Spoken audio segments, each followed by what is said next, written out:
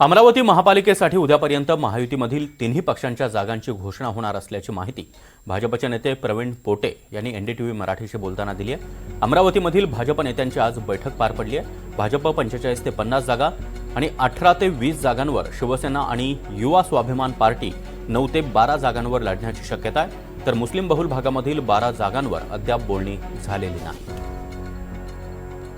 चर्चा केली की कोणत्या सीटा द्यायला पाहिजे आणि त्यांचं जे प्रपोजल ज्या पद्धतीने आमच्याकडे आलेलं आहे त्याचा आम्ही विचार विनिमय करतो आहे। त्या अनुषंगाने उद्या संध्याकाळपर्यंत आम्ही या सगळ्या गोष्टी करतो आहे। आमचे प्रमुख देहानकर साहेब आहेत या ठिकाणी। देहानकर साहेबच्या माध्यमातून आम्ही सगळ्या गोष्टीवर एक सीटवर चर्चा केली आहे आणि त्यांची सुद्धा आम्ही काही प्रपोजल या ठिकाणी मांडलेले आहे, जेणेकरून असं काही होणार नाही याची आम्ही काळजी घेतो आहे। प्रत्येक पक्ष आपापल्या लेवलला जास्त जागा मागत असतो, पण आमच्या ज्या जागा आहेत, निवडणूक आलेल्या जागा आहेत, त्या निवडणूक आलेल्या जागा आम्ही 100% त्यांना देऊ आणि उरलेल्या जागांमध्ये त्यांचा जो प्रस्ताव आहे त्या प्रस्तावावर विचार करून आम्ही त्यांना जागा देतो।